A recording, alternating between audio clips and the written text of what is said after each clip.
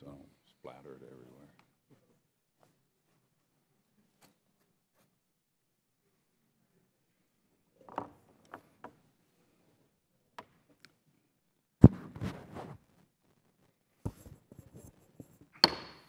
The subcommittee will come to order. Good afternoon, everybody.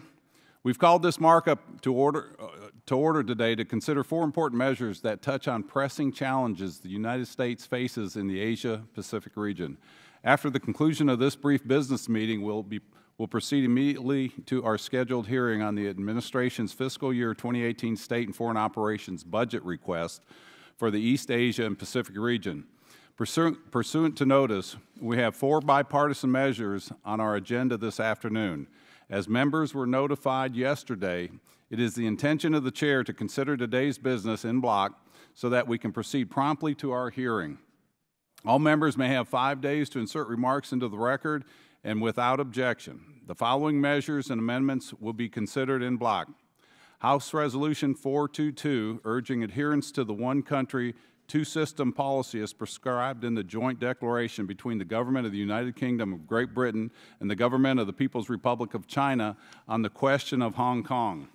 House Resolution 445, honoring the life and legacy of Liu Xiaobo for his steadfast commitment to the protection of human rights, political freedoms, free markets, democratic elections, government accountability, and peaceful change in the People's Republic of China. And Sherman Amendment 20 to H Resolution 445. H.R. 2732, the North Korea Travel Control Act, with Sherman Amendment 21 in the nature of a substitute to H.R. 2732, and H.R. 3320, to direct the Secretary of State to develop a strategy to regain observer status for Taiwan in the World Health Organization and for other purposes. Before turning to our ranking member, I recognize myself to speak on today's business. H Resolution 422, introduced by Ranking Member Engel, will help draw greater attention to recent developments in Hong Kong, where actions by the government of China have interfered in Hong Kong's autonomy and caused the civil liberties and caused a chill in civil liberties. The erosion of the one country, two systems policy threatens to destroy what makes Hong Kong unique and vibrant, so I commend the ranking member for introducing this legislation. Congressman Meadows' H Resolution 445, honoring the life of Liu Xiaobo, is a fitting way for the Congress to pay its respect to this remarkable proponent of democracy and Nobel Prize winner. Liu's widow, Liu Zi, remains detained by the agents of the Chinese government, raising the same concerns about access to quality medical care that have been implicated in her husband's death while he was in prison. Ranking Member Sherman's amendment will strengthen the resolution as it relates to Li Shi, and I am proud to support this amendment as well as the underlying text. Congressman Schiff's North Korea Travel Control Act will be an important way for Congress to refine the administration's recently announced policy of banning travel to North Korea. I'm looking forward to sending this along to the full committee with the fixes made by Ranking Member Sherman's substitute amendments so we can get this important policy right. Finally, H.R. 3320 responds to Taiwan's disinvitation from the World Health Assembly this year. U.S. efforts led Taiwan's inclusion over the last several years, and Taiwan punches above its weight in the fight against global disease. Unfortunately, China has taken a short-sighted policy to expel Taiwan from this forum and restricts its overall international space. This legislation will update U.S. law on Taiwan's participation in the WHO to improve our strategy to promote Taiwan's place in the world health. I now recognize our ranking member, Mr. Sherman, for any remarks he may have. Thank you, Mr. Chairman. I'm pleased that we have in front of us 4 excellent bills and that they are bipartisan, as the work of our committee usually is. I support all 4 bills, namely the ones regarding Hong Kong, China, North Korea, and Taiwan. I'm a co-sponsor of all 4.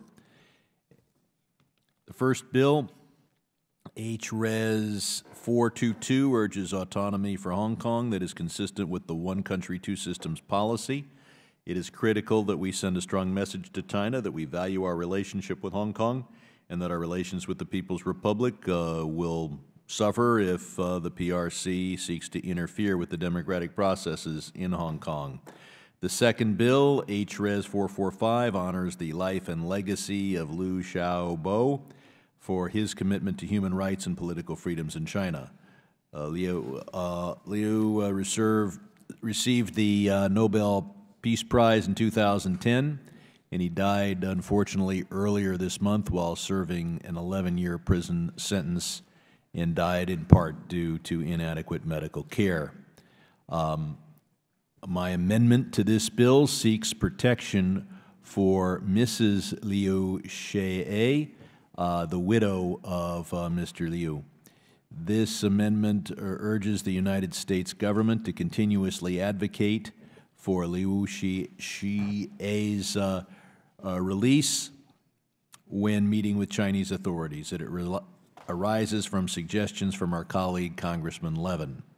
The third bill is H.R. 2732, the North Korea Travel Control Act, which requires travel restrictions on travel to North Korea.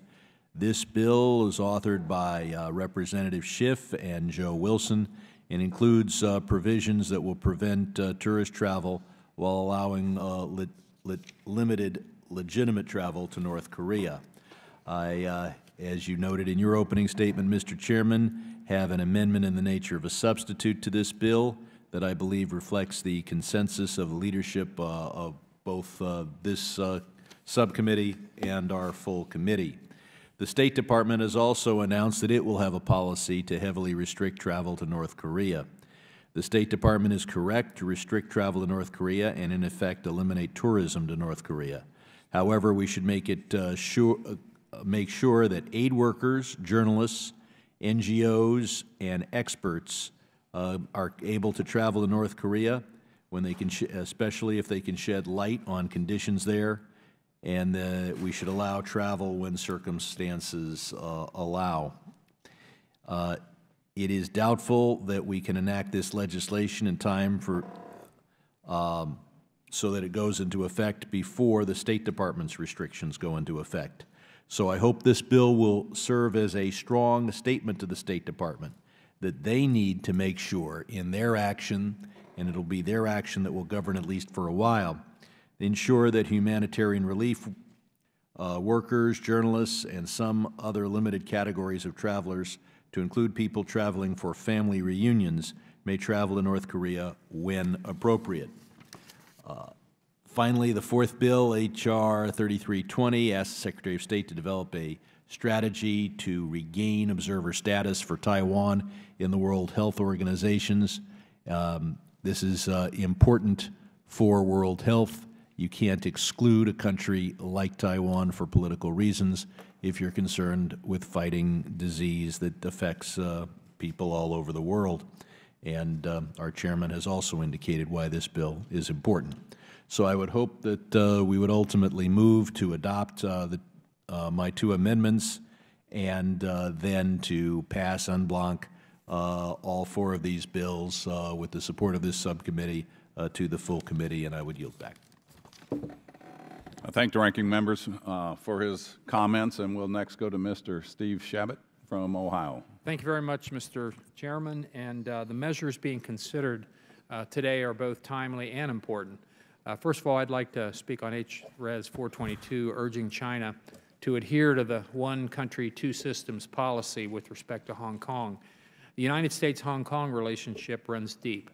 Unfortunately, it has become abundantly clear in recent years that China is taking systematic steps to limit and restrict the autonomy of Hong Kong and its people. Less than 2 weeks ago, 4 legislators were disqualified from serving on Hong Kong's Legislative Council, or LegCo. All of these disqualified members represent new political parties that support greater autonomy for Hong Kong and self-determination of the city's future relationship with China. To add insult to injury, they are expected to pay hundreds of thousands of dollars in fees for the government's legal costs. This development, to me, reeks of China's central government attempting to purge the LegCo of its pro-democracy members. Now, none of this is really surprising. However, it emphasizes the importance of our support for the original agreement that was struck between the UK and China as it pertains to Hong Kong.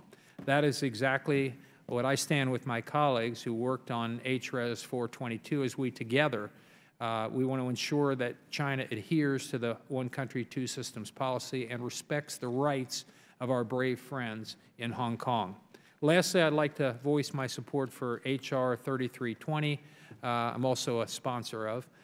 This bill requires that the State Department develop a strategy for Taiwan to regain its inclusion in the World Health Organization. Taiwan is an important contributor to global health and has provided great research and development to help combat some of the world's worst diseases. I believe it would behoove our partners around the world to give Taiwan a seat at the table, at the very least. And I'll add that almost 20 years ago, I introduced the first WHO Taiwan resolution, HJ-Res 126, along with my colleague then, Representative Sherrod Brown. Not sure whatever happened to him. He's over in the Senate now. I've long supported Taiwan's participation at the WHO, and I'm proud to be showing that continued support today. I would also mention that relative to Taiwan, way back in the day, my friend and colleague, Mr. Rohrabacher, and I were the two Republicans who were co-founders of the Congressional Taiwan Caucus, along with two Democrats, one being that other guy from Ohio, Sherrod Brown, that I just mentioned, and Bob Wexler, Robert Wexler from Florida. The four of us started that, and here at least the two of us still are. So, We're getting old. For those who couldn't heard, Mr. Rohrabacher commented that he and I are both getting old, and he's right. Okay, yield back. Thank you, gentlemen. I appreciate your comments. Ms. Perry, do you have any comments? Then we'll next go and recognize Mr. Joe Wilson from the great state of South Carolina. Thank you, Chairman Ted Yoho, for your leadership and for the opportunity to speak before the committee today on H.R. 2732, the North Korea Travel Control Act. When Congressman Adam Schiff and I introduced this bipartisan legislation in May, Otto Warmbier was still being held illegally by the tyrannical regime in North Korea. In the weeks following, a tragedy unfolded. Otto, a UVA student, returned to the United States, but in a coma from which he never recovered. Sadly, Otto's story, while tragic, is not unique. Otto was one of 17 Americans detained by North Korea in the last 10 years. 3 are still being held. I have traveled to North Korea on a congressional delegation in 2003, led by the former Congressman Kurt Weldon, which had been invited to the city of Pyongyang after Baghdad had been liberated, getting the attention of the dictator. While there, I saw firsthand how every dollar in North Korea, including the revenue from tourism, goes toward subjugation of its citizens and toward the very weapons development program it uses to threaten American families. Additionally, the regime also has no reservations about illegally detained Americans as bargaining chips in an attempt to score credibility on the world stage. However, despite the risk and despite knowing how the regime uses tourist revenue, Western tourism to the regime is increasing, even knowing they could be incarcerated. It is time that we enact meaningful restrictions on tourist travel to totalitarian North Korea, and I urge the passage of this legislation. I yield back. Thank you, Mr. Wilson. The chair will now recognize Mr. Connolly from Virginia. Thank you, Mr. Chairman, and thanks to the ranking member, Mr. Sherman, for bringing these bills to the subcommittee for its consideration today. These measures reinforce long-standing U.S. foreign policy with respect to Taiwan and Hong Kong, protect U.S. citizens from the risks of travel to North Korea, and honor a giant of the Chinese human rights movement who will not be forgotten, Liu Xiaobo. I'd like to talk in particular about 2 of the 4 measures. I support all 4. H.R. 3320, to direct the Secretary of State to develop a strategy to regain observer status for Taiwan in the World Health Organization. As co-chair of the Congressional Taiwan Caucus, I particularly want to thank you, Mr. Chairman, for introducing H.R. 3320 and for inviting me to be an original co-sponsor of this bill, which recognizes Taiwan's long-standing participation in the World Health Organization and works to improve the U.S. strategy for promoting Taiwan's observer status going forward. Public health should not be a political football. Taiwan's meaningful participation in the World Health Assembly is in the best interest not only of the people of Taiwan, but of the entire international community. Taiwan's been a critical partner in numerous global health issues, including the Ebola crisis, and the United States should continue its support of Taiwan's engagement with the World Health Organization and other international organizations to address global health and disease prevention needs.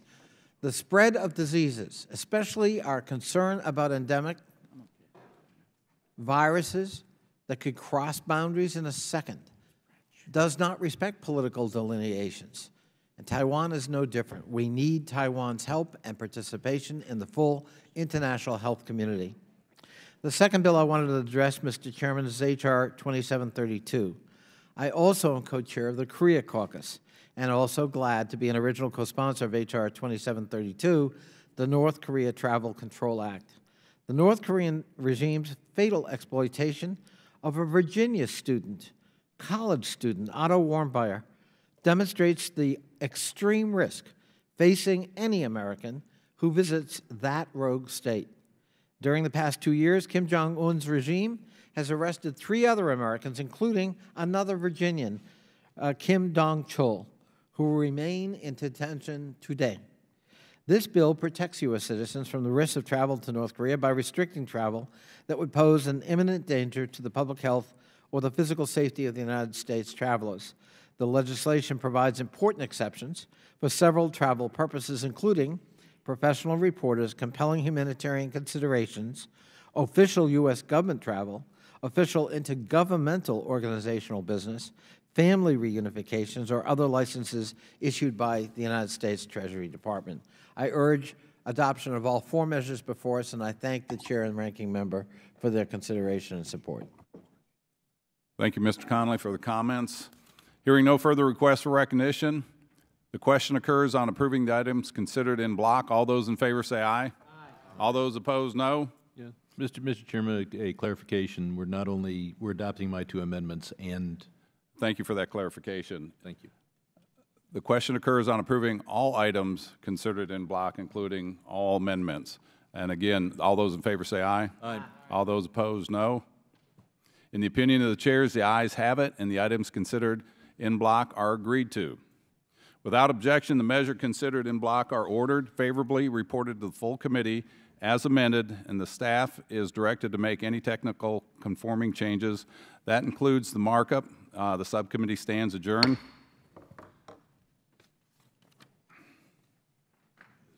Okay. Yeah, right now.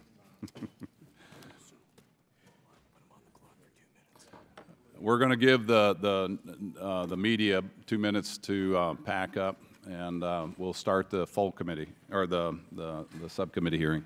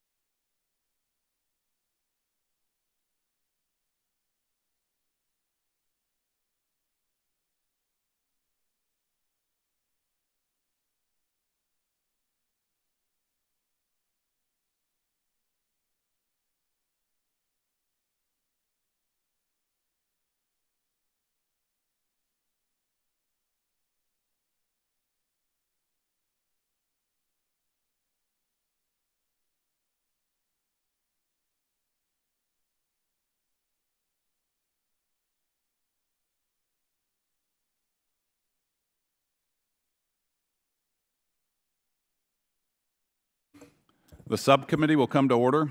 Members present will be permitted to submit written statements to be included in the official hearing record.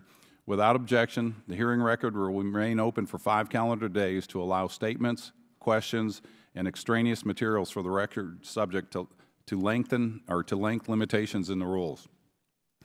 Good afternoon again. We call this hearing to order pursuant to our congressional oversight responsibilities to discuss the administration's fiscal year 2018 state and foreign operations budget request for the East Asia Pacific region.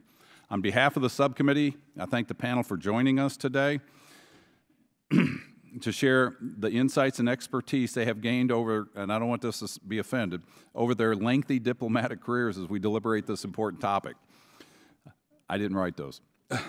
East Asia and the Pacific represents the opportunities and challenges of this century like no other part of the world. Just over 30% of the world's population lives in this region. It accounts for the same share of global GDP and continues to lead the world in annual GDP growth. 4 of the top 10 U.S. trading partners are located in this area. 5 of the United States' 7 collective defense arrangements are located in the Asia-Pacific region, where over 63,000 U.S. troops are stationed. This region is home to what many believe to be our most urgent existential threat, the nuclear belligerence of North Korea. We also see rising Islamist militancy and major territorial disputes in the South China Sea, the East China Sea, and the Sea of Japan. About a third of the world's maritime trade passes through these disputed areas, as does most of the energy supply of South Korea, Japan, and Taiwan, all critical U.S. security partners. And not least, this is the same area over which China, our chief global rival, seeks hegemony.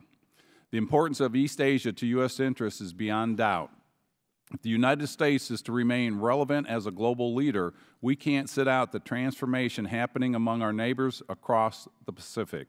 Our diplomatic engagement in the region should advance our interests in the opportunities of Asia and should also be the first line of American defense among its many security challenges. As Secretary of Defense Mattis famously said, when American diplomats don't have the resources they need, our military needs to buy more ammunition.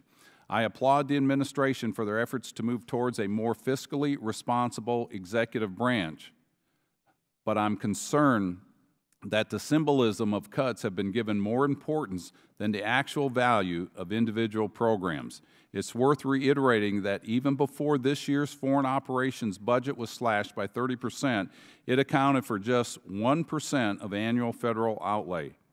Empty gestures are not the way to truly rein in our out-of-control government spending, especially if they undermine U.S. interests. Business logic dictates that we should continue projects that deliver a good return on investment, yet I see many potentially sound investments that have been left out of this year's request. For example, foreign military financing grants have been mostly stripped out of this year's budget.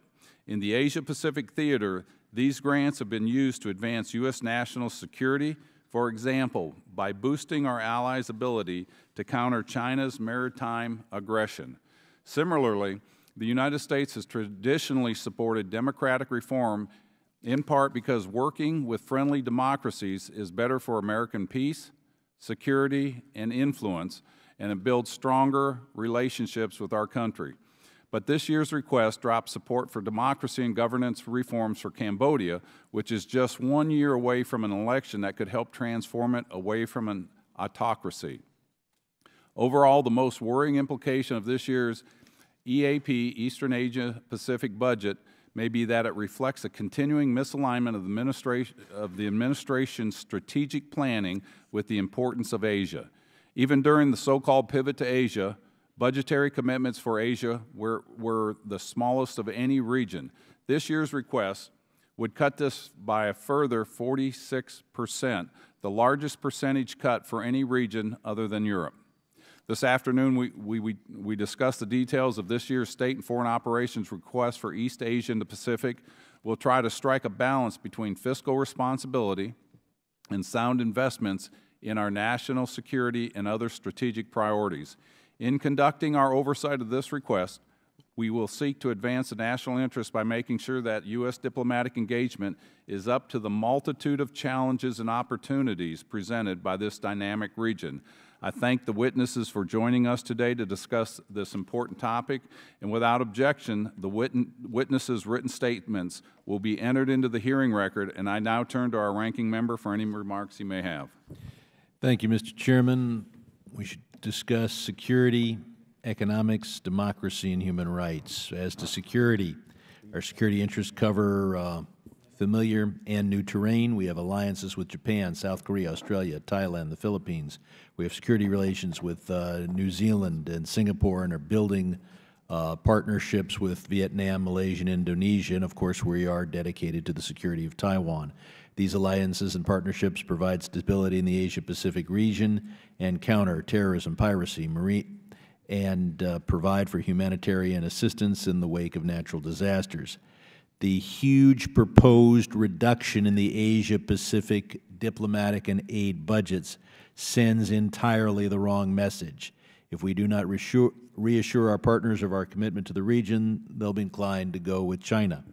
It is especially absurd to have a system of slashing our aid and diplomacy and public policy outreach to the Asia-Pacific region while massively increasing our military, most of that going to the Asia-Pacific region. Let's talk about North Korea. We've got a huge threat. Assistant Secretary Thornton observed that North Korea has no intention of abandoning its nuclear program in the current environment. In 2 hearings this year, I mentioned the possibility of moderating our objectives to achieve a freeze of their nuclear and missile program together with in-person monitoring.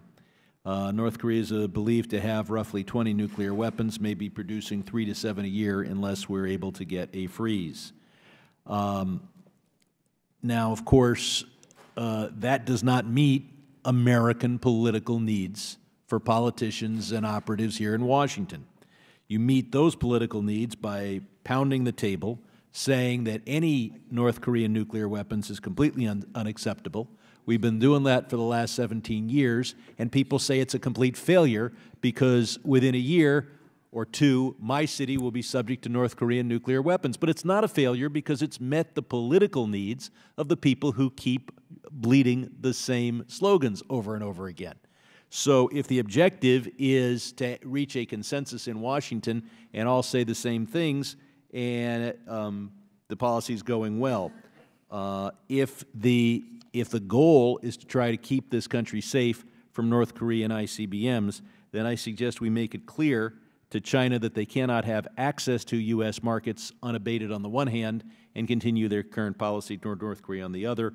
Of course, a lot of money would be lost by a lot of big companies if we were to do that or even threaten to do that, and so we won't. We will continue to meet the political needs of Washington and the economic needs of Wall Street. Moving on to economics, we've got a $340 billion trade deficit with China, $69 billion with Japan, $83 billion with the Southeast Asian countries. It's about time that we do something about that. Access to the U.S. market should be dependent upon fair and balanced trade. As to human rights, we see that Laos, Cambodia, and Vietnam are not democratic, and democracy has regressed in Thailand. Indonesia, Malaysia, and the Philippines are democratic to a varying degree, and Myanmar, also known as Burma, has made a transition from military rule to something that is at least seems to be civilian government. Given the fundamental importance of democracy, human rights, and the rule of law, why has our FY 2018 budget proposal slashed support for these efforts in Asia? We know that 121 3- and 4-star military officers, retired military officers, have said that if we slash our diplomatic and aid efforts, this will undermine American security. That's why we need a budget that reflects our values. Instead, we are being told, slash the diplomacy, slash the aid, slash the money for communicating with the peoples, and somehow instead increase the military budget by 50, 60, 70 billion dollars and pivot that military toward Asia. I suggest that that is a dangerous and short-sighted approach to budgeting, but budgeting is policy, and I yield back.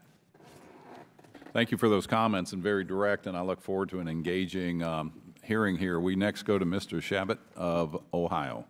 Thank you, Mr. Chairman, and thank you for holding this important hearing this afternoon. There's just two topics I'd like to comment. The first being Taiwan, as one of the, as I mentioned before, one of the co-founders of the Congressional Taiwan Caucus. I've been interested in this issue for over 20 years now and involved in it. And I remember when I first came to Congress back then, there were a couple hundred missiles aimed at Taiwan from across the Taiwan Straits from the PRC to Taiwan. That has gone from a couple hundred now to 1,600 approximately.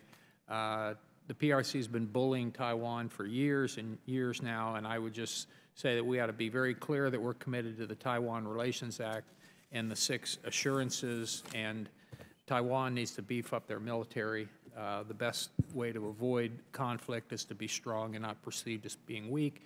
And very quickly on North Korea, you've got a madman there. We've had 3 administrations that have had the luxury of being able to enter into talks about the threat from North Korea. And essentially what would happen is, as a result of these talks, we'd end up giving them stuff, oil, food, other necessities that they couldn't provide to themselves because everything they have goes to their military. And that also freed up these things because we're giving them food, that they could give food to the military. And so they would say they'd back off from their nuclear program, but they cheated every time. And it was a luxury, I say, because they couldn't hit us. They could hit our allies. They could hit Japan. They could hit our military forces, but they couldn't hit us. Now they can, and there's only one thing that I think gets China's attention, and that's if we seriously discuss nuclear programs for South Korea and Japan. I think that's the only thing that'll get China's attention, to get them to get North Korea to back off. I know 2 people have been saying this for years, myself and Charles Krauthammer. I don't know which one of us said it first, but I've been preaching it a long time, and I think that's the only thing that'll work. I yield back. I appreciate your comments, and again, I think this is going to be very engaging. We next go to Mr. Connolly of Virginia. Okay, Mr. Bear. Thank you, Mr. Chairman. Thank you, Ranking Member Sherman. You know, the countries in East Asia rely quite heavily on U.S. assistance for their national and regional security, particularly in Southeast Asia. But yet, when we look at the FY 2018 budget request, you know, that's not reflected in here. You know, in there, the rationale for this budget says to reinforce a rules-based order in the region by building an international commitment to defeat ISIS and defending freedom of navigation in the region's maritime spaces, including the South China Sea, with U.S. leadership. But the budget request proposes eliminating foreign military financing altogether for the countries in Asia. U.S. foreign assistance to Indonesia is cut by 31%, 56% to the Philippines, 26% to Vietnam, and these cuts flatly contradict the administration's statement of commitment to the region. It's my belief that the budget puts America and our standing in the region at risk, and while administration officials have stated that we remain committed to Asia, our words have to be backed up by our deeds, and this budget does not reflect that commitment, so I really do worry that we jeopardize our relationships in Asia. Our support for our allies and partners in Asia increase global and regional stability, and better stability there means better security here at home, and I yield back. Appreciate my colleagues' remarks. We'll next go to Mr. Connolly from Virginia. I thank my friend. And I want to echo our chairman, Mr. Yoho's comments about the draconian nature of the budget cuts proposed. This isn't a reduction. This is gutting. To cut almost half of the aid to an entire region, the biggest cut in the world outside of Europe and Eurasia, speaks volumes. You don't make a country great through retreat. You make a country weak through retreat, and you hand over assets and dynamics to China in this region. That's the consequence. You cannot cut 46% and fight terrorism. You cannot cut all foreign military financing and fight terrorism. You cannot cut huge amounts of money to the Philippines and Indonesia when you're worried about ISIS-affiliated organizations suddenly resurfacing or surfacing in those countries. That is contradictory. It shows a complete lack of understanding of what we do through the Foreign Assistance Program. And Ms. Thornton, I hope you'll take that message back. On one final point, Ms. Steele, I saw you went to Maryknoll College in the Philippines. I went to Maryknoll College in Chicago, Illinois. So you need a promotion.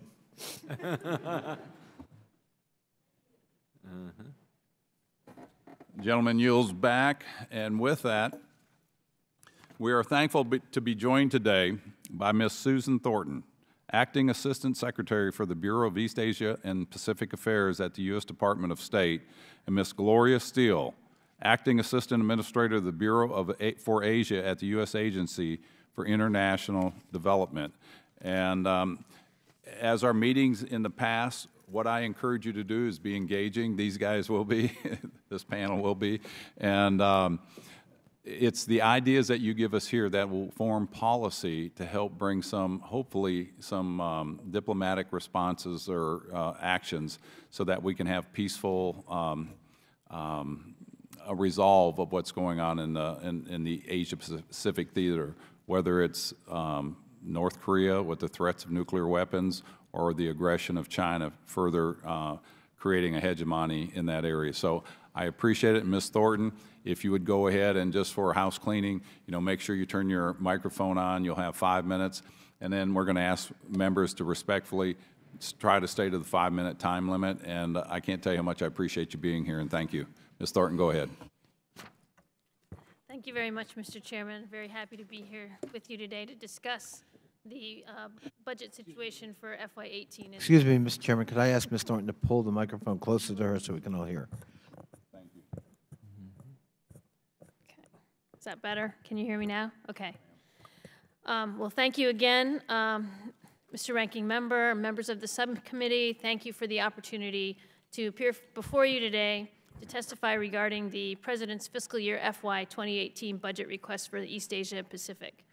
The Bureau of East Asia and Pacific Affairs is responsible for engaging a region that represents a quarter of the world's population and GDP, some of the world's fastest growing markets, and as you said, Mr. Chairman, 4 of our top 10 trading partners. Despite all of its dynamism and promise, we do, however, face serious challenges to our security interests, and we must address these to keep the United States, our allies, and our partners safe. The FY 2018 budget request supports the President's vision to meet 4 key challenges: addressing the North Korea threat, maintaining American leadership and influence in the East Asia region, defeating ISIS and combating transnational crime, and creating jobs and other economic opportunities for Americans.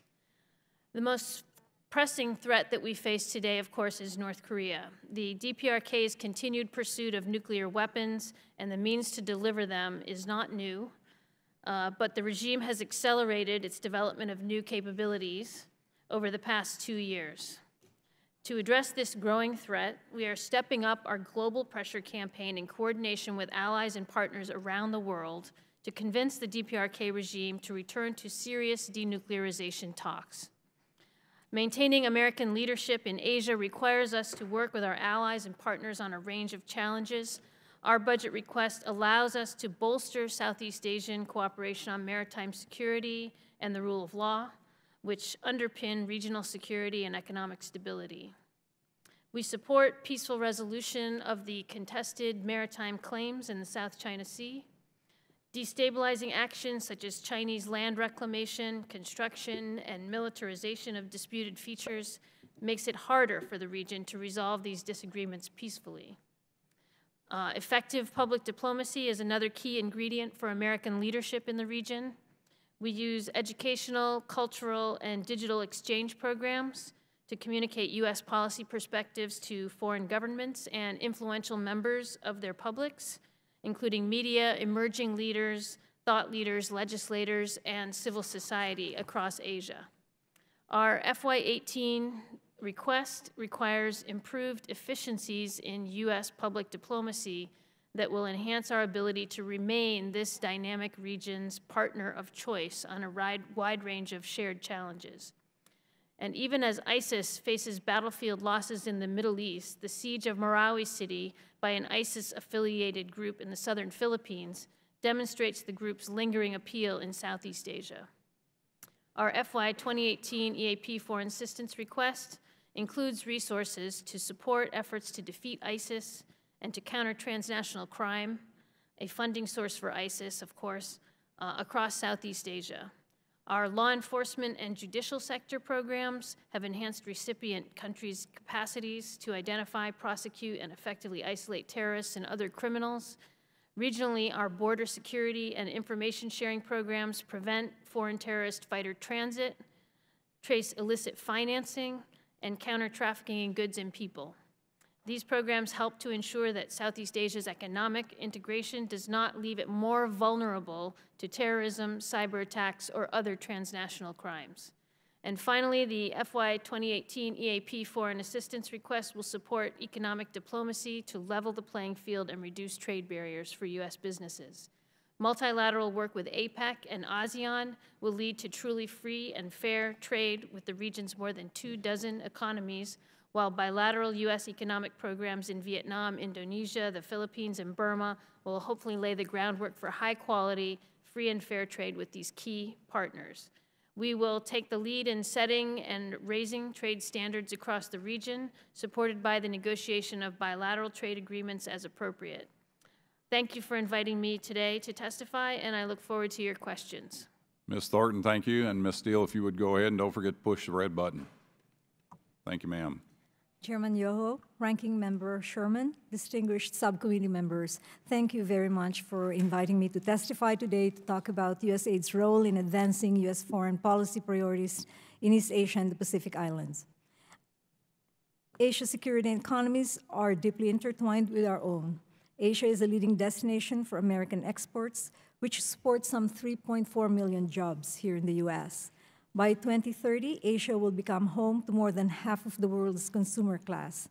Asia's growing market potential presents tremendous opportunity to create U.S. jobs and support regional and global prosperity. However, complex development challenges threaten to derail this trajectory. Asia's income inequality gap has drastically widened over the past 2 decades. Asian countries are under pressure to provide essential services on an unprecedented scale. And as mentioned earlier, ISIS is increasing local attacks and recruiting foreign fighters. A host of other development challenges hold the region back, ranging from pandemic threats to human trafficking. The President's fiscal year 2018 budget request for USAID's foreign assistance in this region is approximately $235 million. This request will enable USAID to continue its vital role in addressing key development challenges in the region, while strengthening our national security, advancing U.S. economic interests, and asserting U.S. global leadership and influence. On national security, USAID helps to counter threats to the U.S. before they mature. They include a focus on preventing radicalization to violence by addressing its underlying drivers. It also includes leading regional efforts to combat human and wildlife trafficking. And it includes working to prevent health threats from reaching our country by addressing them abroad. We help to reduce non-tariff trade barriers, protect intellectual property rights, and support the emergence of a consumer class that can buy American goods and services. We also support ASEAN and APEC in achieving these objectives. We are leading the world in improving global health, particularly maternal and child health, malaria, and tuberculosis. We are also demonstrating leadership that reflects our core American values through life-saving humanitarian assistance. Next, I'd like to provide a brief overview of our programs in key countries. Indonesia. Indonesia shares our concern about the evolving threats from extremists. In response, we are reorienting our programs and designing new ones. Our focus is on strengthening moderate voices, bolstering community resilience through radicalization, and developing the capacity of Indonesian institutions to break the link between corruption and extremism. We are also improving access to justice for marginalized communities. Our work in Indonesia strengthens democratic governance and improves market for American businesses, including the Indonesia's $16 billion renewable energy market. Our efforts also include reducing maternal and child death and strengthening Indonesia's ability to contain infectious diseases. In the Philippines, where I grew up, the budget request supports programs to counter violent extremism, foster inclusive growth, and control tuberculosis. USAID is intensifying ongoing programs to address the threat of ISIS in Mindanao. In addition, we're helping citizens engage with government and bolster economic opportunities, especially among the youth. We will intensify our efforts to improve the court system's efficiency in order to strengthen the rule of law. The request supports our continued partnership with the Philippines to stimulate inclusive economic growth. USAID has helped advance reforms that benefit the Philippines as well as the U.S., including liberalizing foreign investment laws, establishing an antitrust body, and modernizing customs procedures. The Philippine budget also includes assistance that we provide to the Pacific Island countries, 12 of them, and they are focused on disaster preparedness. In Burma, USAID will continue efforts to foster national peace and reconciliation and maintain the momentum for democratic and economic reforms, as well as improve the lives of the people of Burma. We will continue to respond to humanitarian needs of vulnerable populations, including Rohingya, and will continue working towards a solution to violence in Rakhine. In Vietnam, our assistance focuses on strengthening the U.S.-Vietnam partnership.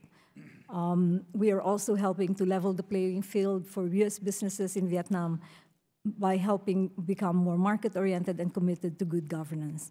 And finally, in Cambodia, we have helped to significantly drive down malaria, TB, infant and child mortality. The budget request supports our efforts to build on these gains.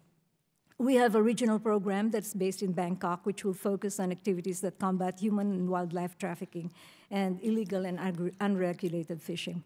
Mr. Chairman, Committee, investing in development in East Asia Pacific is not only good for our allies and friends in Asia, but it remains in our national interest.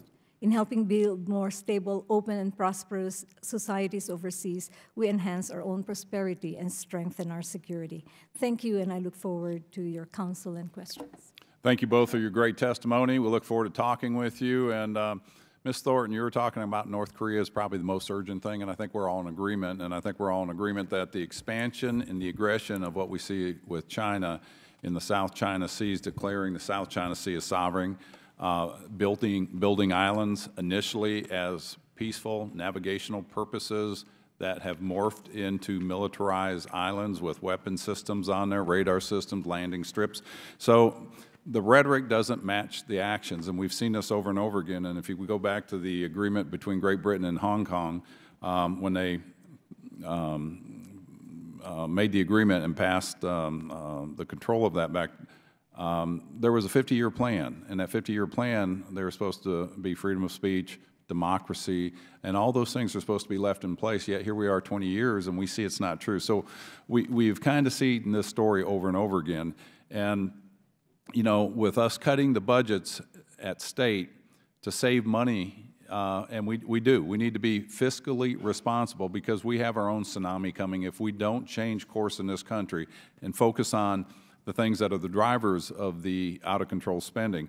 But to cut the budgets at state to save money in the hopes of strengthening our presence and growing strategies and make stronger alliances in that area reminds me of the old veterinarian who was a cow rancher, and he would always, he never had the best gates or the best fences, and he says you can't starve a profit into your cattle, but he would feed them, he would take care of them, he would nurture them, and it'd be like planting a garden and hoping to have a bountiful crop or a harvest, but you don't want to fertilize it. We need to make sure that what we do, we get the biggest bang out of our buck for the American people so that we can have peace in that area. We can have strong alliances. We can focus on economics, on national security, on trade, and cultural exchanges. And my question to you, an American first foreign policy is the goal, but I fear it will become increasingly difficult to obtain if we lose our influence in the Asia-Pacific to China. How does the administration plan to adapt to ensure that the United States remain a regional power? And I have a follow-up question if you guys would tackle that one. Thank you, Mr. Chairman. I think what I would say first is that you know, the budget that we have presented does reflect hard choices, but we should also remember that for the East Asia Pacific region, we have traditionally been less than 2% of foreign assistance spending globally. That means, you know, in the East Asia Pacific region, we have always gotten a lot of bang for our buck on what we have spent in the region. And I think one of the ways that we do that is whether it's an America First foreign policy, we're always doing it with America not alone. We are leveraging our money with other partners in the region, with the private sector, and what we're going to be doing and what we're going to be having to do with this budget is to be doing that even more efficiently and effectively going on in the future. One of the things that many of the members raised was the issue of security in East Asia. The U.S. has traditionally provided a lot of the security and stability in this region, which we've all come to treasure and which has underpinned the economic dynamism and prosperity of the region.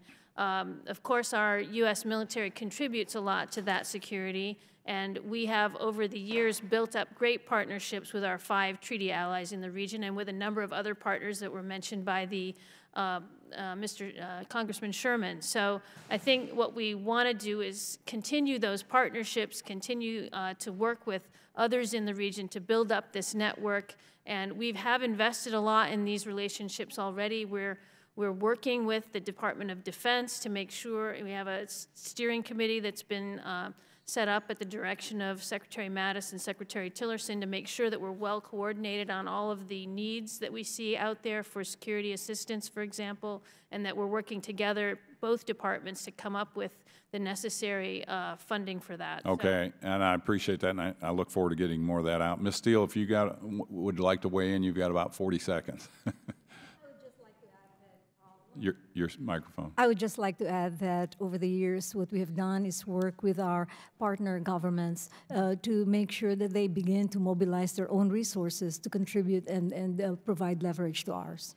You know, and I appreciate you saying that because, you know, I came up here, I was one of the guys that wanted to get rid of foreign aid, but when you learn the process, I agree with General Mattis. Cut foreign aid, buy more bullets. There's a balance in there. And so our goal and the mantra that comes out of our office is go from aid to trade.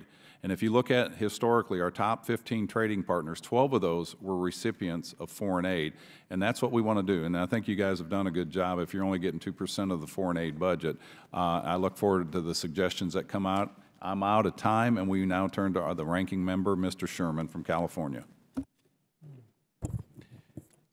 I agree with Mr. Shabbat, so I'll make that the key on North Korea is to persuade China to change its policy.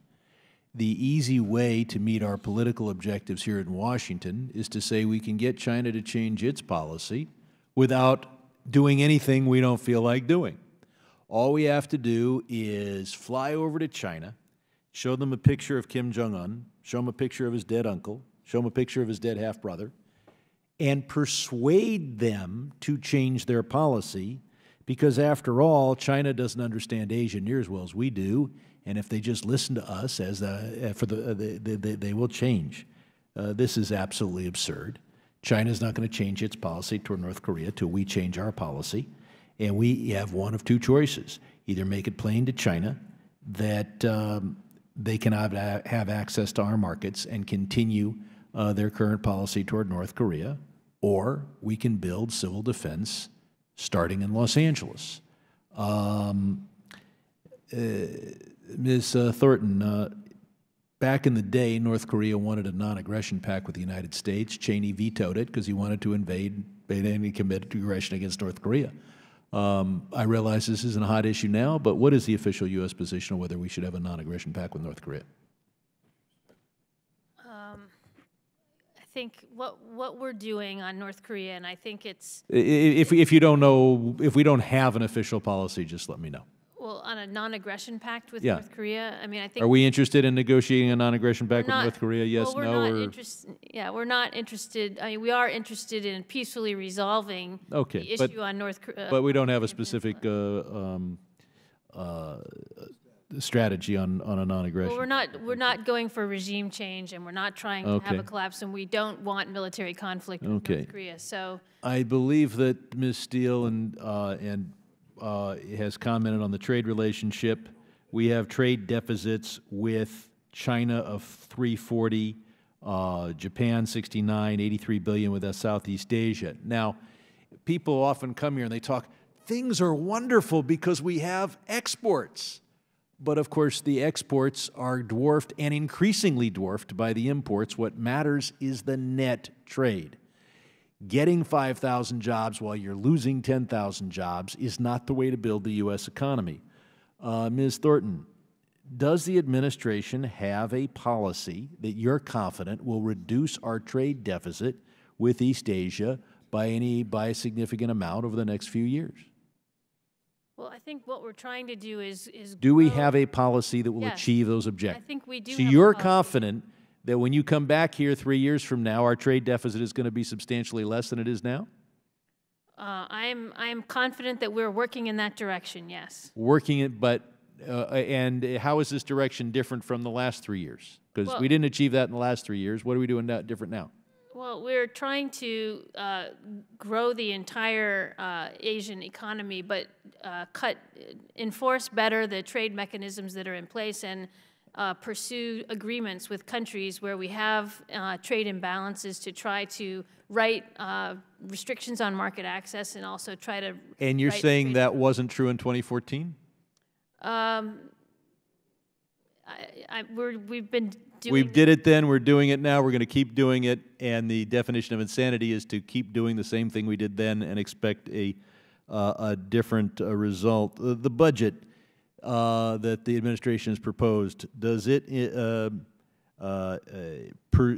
save from the axe those diplomats that are working to push American exports, agriculture and manufacturing?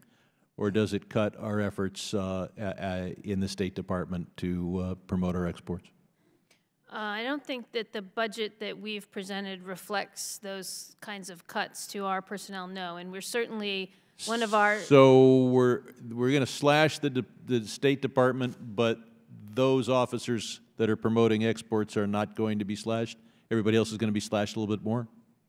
So I think, are you talking about the cuts to our operations Yeah. that have been proposed are not that significant, actually. So to personnel and things like that, there's not a major reduction there. And certainly Islands. not in the commercial promotion area. Ms. Steele, why are we slashing our aid to islands that are so incredibly strategic and they received almost no aid, but now we're going down to zero for the Marshall Islands and Micronesia?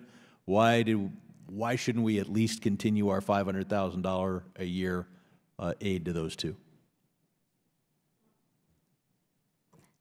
The President's budget requests include, we support the Pacific Island countries, which includes Marshall Islands and Micronesia, through a regional program that's run out of the Philippines. And the President has requested $5 million to support the countries in the Pacific. And so we will continue supporting them. And is that a higher or lower rate of support than we had last year, It is lower. in spite of their strategic significance? So we're going to spend hundreds of billions of dollars to fight with China over little islets that we claim have strategic significance but really don't, and we're going to ignore the chance to spend a tiny, tiny fraction of that on the islands that are in the middle of the Pacific and dominate that area. I yield back. We'll next go to Mr. Dana Rohrabacher of California. Thank you very much, Mr. Chairman, and congratulations on your assuming the chairmanship. And we appreciate, look forward to working with you in the years ahead. Let me just note that we have just ended 8 years of disintegration of major Western bulwarks throughout the world against various elements that are hostile to the United States, whether we're talking about what's going on in Turkey or the Philippines or what's happening in North Korea, where it didn't start off as one of our bulwarks, but now is threatening one of our bulwarks, which is South Korea and Japan. As far as American foreign aid, there are many people who believe that just giving money to people or trying to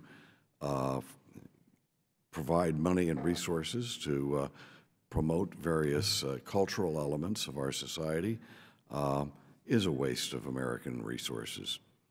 And I know that if we take a look very closely at some of the expenditures that we have left that has been described, I don't necessarily believe that they are going to make things safer for us or better for those countries. So I am pleased that President Trump has kept his promise and is moving forward with theories based on what he believes and what some of us believe is best for the American people, rather than trying to buy off other people in other countries. In terms of North Korea, I was disappointed in your answer, but I do believe your answer reflects a policy that we don't have. And I would just suggest that the little, well, I will refrain from using a pejorative phrase to describe the leader of North Korea. He is so much, it's easy to make fun of, but the fact is that this human being is a murderous, treacherous man who has murdered his own friends and family, and we cannot afford to have a nuclear weapon at his disposal that could hit the United States. And I would suggest that we owe Ronald Reagan a great debt, because Ronald Reagan insisted on moving forward in an aggressive way to build a missile defense system.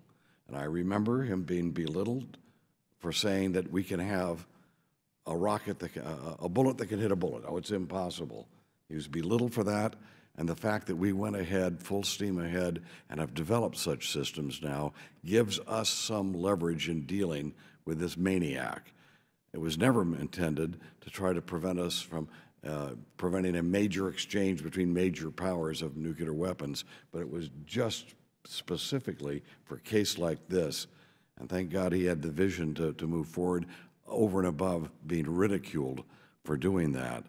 My recommendation is to this administration is our policy in North Korea should be that if indeed it appears that, again, this unstable, and that's a generous way of describing this dictator's personality, an unstable character like this looks like he is going to launch a rocket in, again, another missile with capabilities of threatening the United States. We should shoot that missile down. And if it continues, we should use our cyber capabilities to basically turn everything off in North Korea.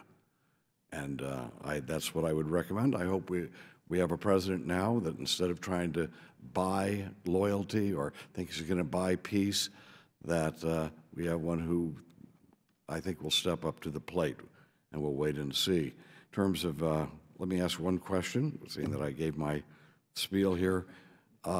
Is there any indication, we have Burma and Vietnam, which Burma has supposedly made some progress. We have Aung San Suu Kyi now in a place where no one would have dreamed about 10, 15 years ago, and we all worked so hard to get her there, and I was part of that team.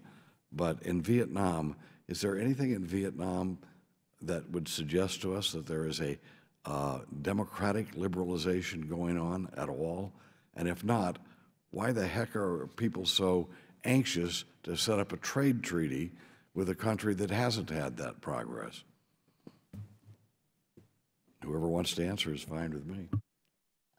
Okay, thank you very much. On Burma, I would say, yes, we are working very hard to consolidate the gains there and to support governance in Burma. There are some issues still to work on there. Obviously, a lot of ethnic problems and unrest. There's a peace process which Aung San Suu Kyi has sponsored and which we have supported, and that we want to see continue to be successful. And we also are working very hard to make sure that the continued civilian governance over the military is proceeding in that country. On Vietnam, Vietnam is the fastest growing U.S. export market in the world, and you know, they are a significant economic partner of the United States. We have had a growing partnership and relationship with Vietnam on security in the East Asia region, particularly in Southeast Asia, and have found them to be partners in various areas of U.S. interest. We have not, unfortunately, made the gains that we would have hoped to in the human rights situation in Vietnam, but we do continue to work on that and have had a human rights dialogue going with them and continue to press them on those issues. And I'll let maybe Gloria Steele respond as well. Let me just note that the fact that you were unable to really specify any real progress towards a democratic government in Vietnam indicates that the first things that you mentioned are not in our interest to start opening up. I do not believe, as I never believed with China, that just because we were going to open up our markets and have an economic relationship, which has built this monster that China is today, that is in the interest of the United States if it does not couple with democratic reform. And we were promised it would be, but it never happened in China. There's been no democratic reform, and now we've created a monstrous threat to democracy. Gentleman's time expired. Ms. Steele, I'll come back to you, but we want to go on to Mr. Connolly right now. I thank the chair, and my friend who also worked for Ronald Reagan when I was here in the Hill during the Reagan years, and my job was to authorize the foreign aid budget. Let me just say I knew a little bit Ronald Reagan. Donald Trump is no Ronald Reagan. Ronald Reagan never cut the foreign aid budget by 46%. Ronald Reagan understood strength meant you go forward, you don't retreat. You don't create a vacuum in which your adversary can readily and smartly and enthusiastically step in. There's an Orwellian quality to this hearing, and I'm going to challenge both of you, and let me stipulate, for the record, in case so you don't get in trouble, you're loyal, officials in the United States government defending the indefensible, the Donald Trump foreign aid budget and State Department budget, but okay, we will stipulate you've done that. Ms. Thornton, you said to Mr. Sherman that there weren't really going to be significant personnel cuts. So let me talk about your boss. Your boss said otherwise. Your boss said, Mr. Tillerson, Secretary of State, 2,300 jobs will be cut. And he even specified how they'll be cut. 700 through buyouts and 1,600 through attrition. You think that's not significant? Because that's how you answered Mr. Sherman. Well, I think I was speaking to the operational budget. Well, how do you know? If there were that level of cuts, Ms. Thornton, how could you possibly sit here and testify that that won't affect operations? How would you know that? I only know what is happening in the East Asia Pacific Bureau. Have these cuts happened yet? Not that I'm No. aware of. So you don't know what the impact's going to be, and frankly, your answer to Mr. Sherman is nullified. You don't know whether, in fact, it would affect people who are in charge of exports, promoting U.S. exports. It could, in fact, have an appreciable impact, couldn't it? We don't know yet. I assume by your silence, that's not an area that that's a priority area that we would look to. I would look to preserve. If Secretary Tillerson isn't understating the number of cuts, you don't know the impact yet. That's really the answer to Mr. Sherman's question. And it's not a gratifying or reassuring answer. Ms. Steele, you talked about $235 million that will strengthen our vital programs. Now, I went to Maryknoll too, so I read George Orwell, and I think you did too. That's a 46% cut. Have you, in AID, notified all of your contractors, all of your nonprofits, and your own hands-on work, prepare for 46% cut? And are they doing that? Are they developing plans to absorb that cut? And oh, by the way, did you tell them by doing this we will strengthen our vital programs? Yes, we are in constant discussions with our implementing partners. I'm sure you are, but I didn't ask that question. Have you given them instructions to absorb a 46% cut, and have you told them, by the way, that will make you stronger, not weaker? No, we have been talking to them about coming up with their share of the program. You mentioned the progress. I'm sorry, but I only have 1 minute and 40 seconds. You mentioned Cambodia. I've been to Cambodia. Malaria is a huge problem in Cambodia. Getting it under control, wonderful thing for them in terms of productivity, tourism, and the like. Are we a 2%er in the malarial prevention and eradication program in Cambodia, or are we a major player? We are a major Yes. player and have helped them Right. significantly. So we're not. This isn't like, well, we're kind of a bit player. In malaria in Cambodia, we're actually a big player. Right. And to absorb a 46% cut, I mean, the Cambodian government said, great idea. That will make us stronger. We like that. Actually, Congressman Conley, we told them right from the start, and they have agreed that they will begin to assume the costs of our support to Begin them. to assume. In This 2020 46% cut doesn't phase in. It happens in this fiscal year if it's adopted. And there will be, they have achieved significant So gains. your testimony They to have- this committee, you are absolutely going on record reassuring us that there will be no step backward in the malaria eradication program in Cambodia, or anywhere else in the region for that matter. Our studies have shown that they will be able to eradicate malaria. So you do understand the other side of your testimony is, therefore, we've been overpaying and over-appropriating AID all these years, because apparently we could have done with almost half of what we've been doing with no material effect, and these countries really could have been picking up the slack. They just didn't do it because we didn't cut it in half. No, sir. The costs are up front. We're developing their capabilities and their institutions, and right from the beginning, we tell them we will be phasing out. They have to be able to assume the cost. Ms. Still, I They have understand that, agreed but to do that so. begs the question of an abrupt and draconian cut, as is proposed, that the chairman pointed out to us. To try to absorb that is massive.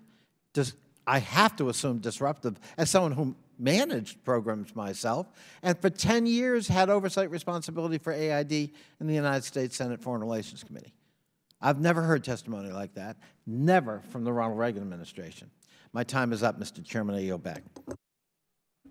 Thank you, and I appreciate it. But I want to add in here before we go to the next, Ms. Gabbard, if you'll indulge me just a minute. Austerity cuts are coming to this country. We know that, and I thought it was very pertinent of what you said, that they realize that they're going to have to step up. I was in the Congo about a year and a half ago, and we were sitting at the Foreign Ministry Cabinet. The president of the DRC would not meet with us, and we have given them hundreds of billions of dollars for years.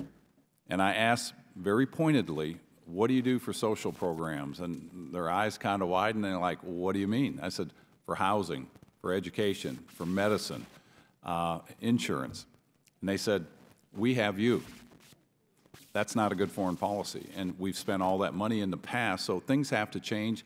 We're being forced into a situation, and I think some of this times, tough love, it may, and I'm not saying it's the best way, but in certain situations, especially in our economic downturn that we have, we need to make some changes. And I'm going to go to Ms. Gabbard from Hawaii right now. Thank you, Mr. Chairman. Thank you both for being here. The administration has come before our committee and spoken publicly about their focus and efforts on a diplomatic solution or resolution to the North Korea threat and crisis. With China mobilizing its military along the North Korea border, stepping up its surveillance, it does not appear that serious diplomatic efforts are either working or continue to be underway beyond saying, well, we think Russia and China need to comply with sanctions. So I wonder if you can talk about how this budget actually supports a serious diplomatic strategy in resolving the threat from North Korea, and if so, what is it? So I'll take that one. Thank you very much. Yeah, I think the budget, obviously we don't have assistance programs in North Korea, but it reflects the operational costs of our prioritization of the North Korea issue in our bureau. And I think what our strategy is looking like at the moment, we've made this the highest foreign policy priority of the administration. I think that is a change from previous practice. We have opened up a global pressure campaign in which we are asking other countries to step up to the plate and do more on pressuring North Korea. What happens when you try to squeeze off North Korea's proliferation networks and economic and financial networks is they go elsewhere. They go to Africa, they go to Southeast Asia, they go maybe to Latin America, and we're trying to have a global network and a global consciousness raising surrounding upping the pressure of both sanctions, but also diplomatic isolation vis-a-vis the North Korean regime, trying to build up a pressure campaign so that they can change the calculation that they've made surrounding the cost-benefit analysis of their weapons programs and their missile programs. And so what happens? What happens next beyond that? What happens next after you cook up the pressure? So we have just started building the global pressure campaign, and basically in April, we've been talking, of course, to the Chinese and the Russians and other major players. The third change from previous practices that we have really put the onus on China to do a lot more than they've ever done before. And they are doing more than they've ever done before. It seems like they're preparing for something other than a diplomatic solution at this point. I would not necessarily go quite that far. I think they are very much focused on a peaceful resolution. They do agree that there needs to be an increase in pressure on the North Korean regime, and they want that to happen in a way that brings the North back to the negotiating table as quickly as possible. The problem is that right now the North doesn't seem to be very inclined to come back to the negotiating table with any kind of serious attitude or proposal. So what we're doing is continuing to sort of squeeze and close the vice and hope that that brings about a reckoning in North Korea that they're paying too much for their weapons programs. Thanks. I'd like to get one more question in here specifically about organizations like the Asia Foundation and the East-West Center, both of which have for decades provided a great contributions to engagement, formation of policy, building relationships within the region. This year, the administration's budget completely zeroes out funding for both of those organizations. We've been told that this was done because the administration believes they receive outside funding and no longer need any assistance from us. I'm wondering what specific evidence went into making that decision-making process. Specifically, were these organizations engaged directly? Did you hear directly from them? Because I can tell you, I have met with them year after year after year, and while they are making progress on leveraging the funding that they are getting, they are not able to continue to function if this administration continues to eliminate and zero their funding completely.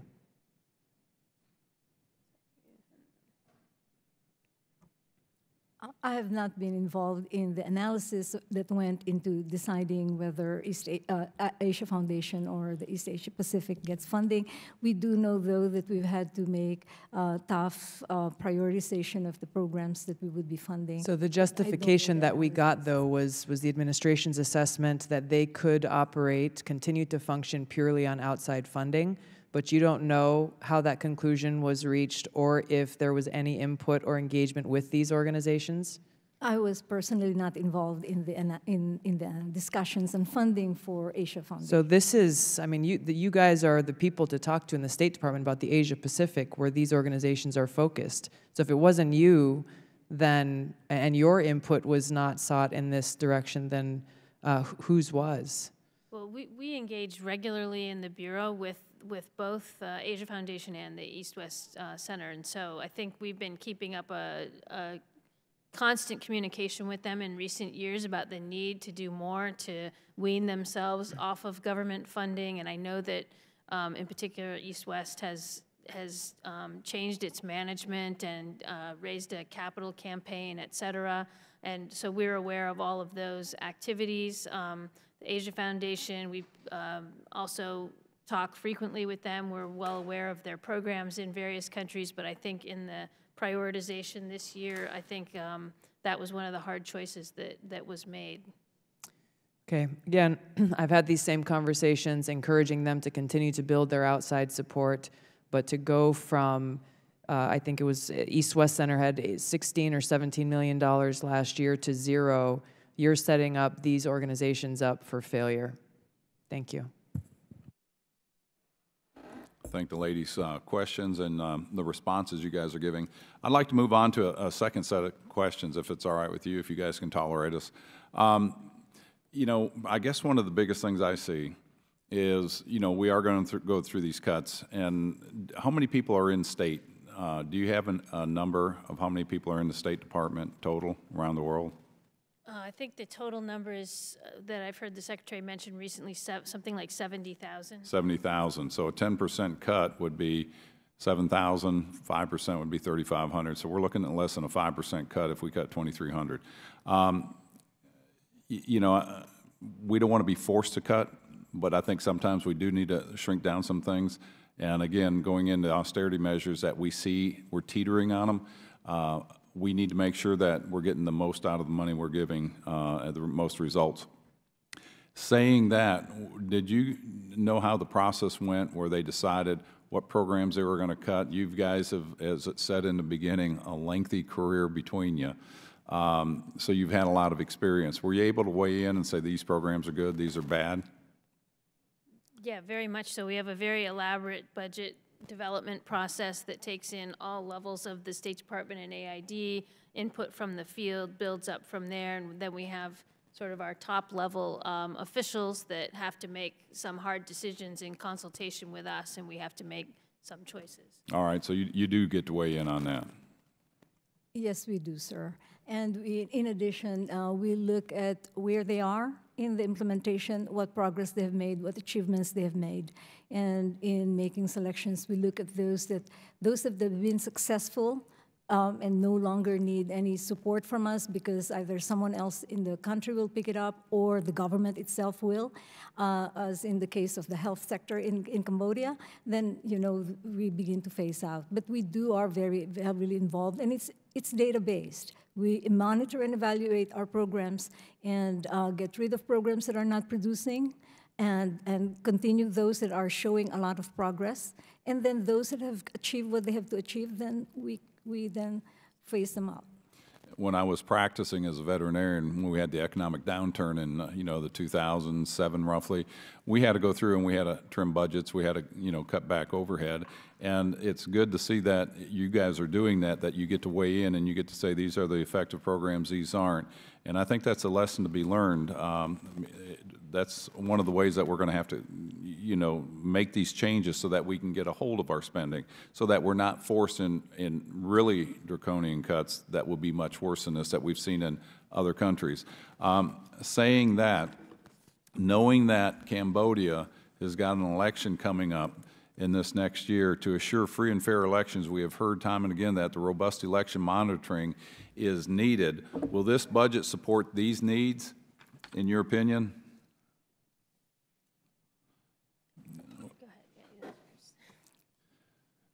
Because I see a 74% cut in the change for Cambodia between 2016 and 2018. Yes, sir. We still have funds that are available. We are supporting 2 organizations in Cambodia.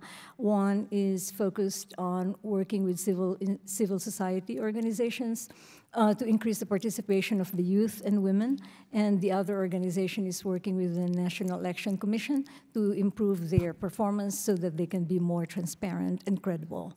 We do have funds at this moment, at this time, to support them. All right, that's good to know. And I want to move on to, when it comes to countering China's growing influence, and this is something, if anything keeps me up late at night, this is something I worry about probably more than anything, or more concerned about, and I think we really need to pay more attention to. But when it comes to countering China's growing influence, what programs do you believe give us the most bang for our buck in terms of empowering our partners in the region to defend their territorial claims against China's growing aggression? Would it be the foreign military financing, support of governments? What are your thoughts on that, if I could hear from both of you?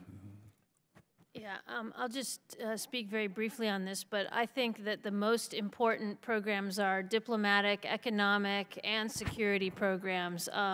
Mostly the capacity building that we do in Asia with all of our Asian partners to improve governance, to improve their capacity to conduct international trade, to promote their integration with other partners in the region, to support regional organizations like APEC and ASEAN, and also to make sure that they have the capabilities that they need, of course, military and otherwise, law enforcement, et cetera, to protect their borders and defend their sovereignty. So, let me get Ms. Steele to weigh in on that.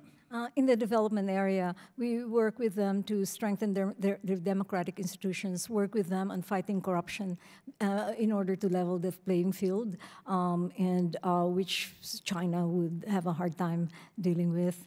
And then we provide a real much better, more responsible and sustainable alternatives in all the other areas, in health and in the area of trade, looking at the regulations and making them more transparent. All right, thank you. Now we'll turn to Mr. Sherman for another round. Ms. Thornton, this is really kind of a worldwide question, so step above your pay grade, but does the President's budget involve a cut in broadcasting and other internet, other Voice of America, and similar activities? I can't speak to the worldwide budget for that, but we do have money for broadcasting in Asia. And how much money would you have under the President's budget versus how many you spent in the most recent year? Well, I think we're actually continuing and maybe even enhancing some of our broadcasting area in Asia, specific to the North Korea challenge.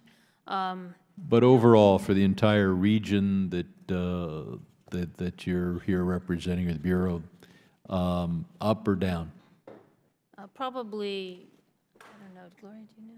BBG, I don't know. Or if you would just want to furnish I can take the question and get back to you. I'm not totally sure about the overall. And in particular, we have an ideological battle in the Muslim world. The ISIS is reaching out, trying to recruit terrorists in the Philippines, Indonesia, Malaysia, Myanmar. And like you to specifically provide answers on whether your budget's going up or down in those Muslim majority or Muslim minority countries. Now, one issue that comes before us is this whole ratcheting up, war fever almost, regarding these little islets off the shores of China. We're told that we either should perhaps just spend hundreds of billions of dollars over the next few years, gearing up our whole military and spending more on our military to confront China, or maybe we should go to war. I mean, if we avoid an actual fighting war, we'll at least have a Cold War over these islets. We're told these islets are of critical significance, first because trillions of dollars of trade go close to those islands. Yes, it's all in and out of Chinese ports, and if the Chinese control these islands, they'd be in a position to blockade their own ports. There's some trade that is from oil tankers from the Gulf to Japan that could get close to these islands or could just as easily stay hundreds of miles away. So then the other reason we're given that we have to deploy our military and increase it is that we are incredibly, intensely concerned about maritime disputes and making sure that they're handled fairly. But there's no oil under these islets. They're so useless that no one has chosen to live there in all of recorded history. But there is a maritime dispute that is significant. That's the one between Australia and East Timor. Ms. Thornton, do we spend much time at the State Department worrying about that dispute? Well, we actually have worked on the East Timor-Australia dispute. I know you've worked, but I mean, compare the national obsession with the islets I talked about to the level of staffing that goes on in your Bureau with regard to this dispute. But the difference is that they're in dispute resolution mechanism and have peacefully agreed to do that willingly by both sides, whereas the disputes in the South China Sea are actually the source of well, I mean, it'll obviously be in the peaceable region, because East Timor could not go to war against Australia, but whether they agree to a new dispute resolution or not depends upon Australia. So it's these islands. Well, I've taken enough time. We were just going to do a short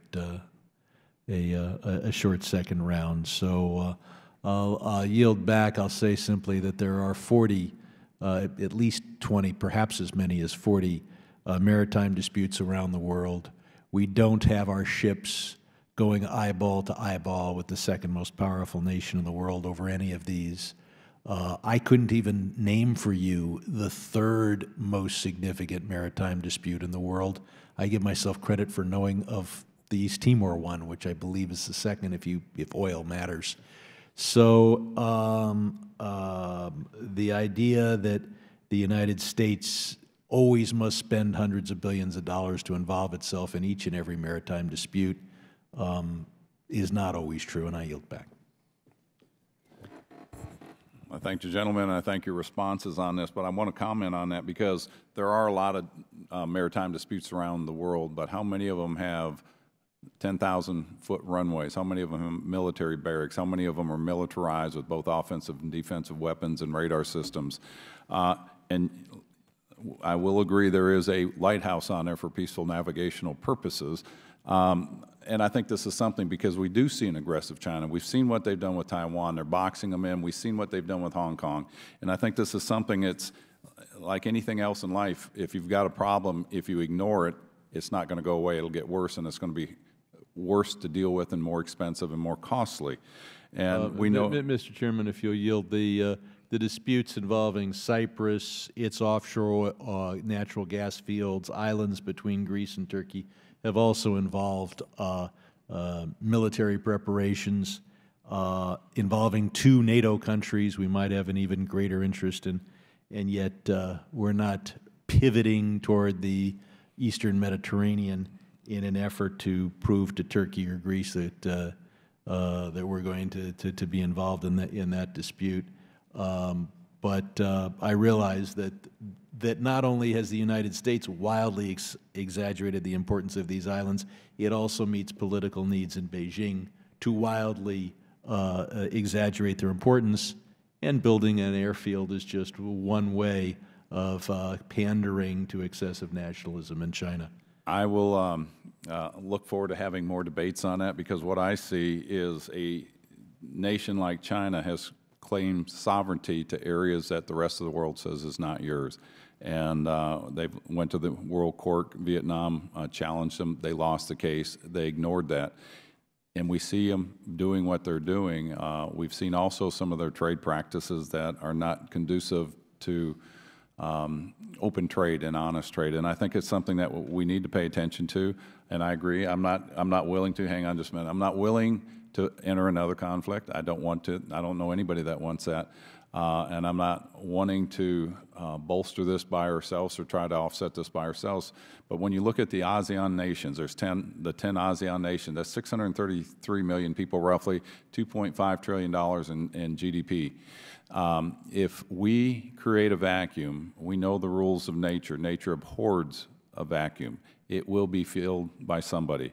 And it's something we need to come together, and that's why it's so important that the cuts in foreign aid through State Department, that you guys redirect the aid that you do have so that we form those strong alliances, as we said in the beginning of this meeting, that we form those strong partnerships in economic and trade, and we focus on aid, not trade, trade, not aid, so that we can wean countries off and so that they can enter that realm of those countries, those top 15 countries that we trade with today, the 12 of them that were recipients of foreign aid, so that these other countries can move into that and that we can wean these off, creating stronger alliances.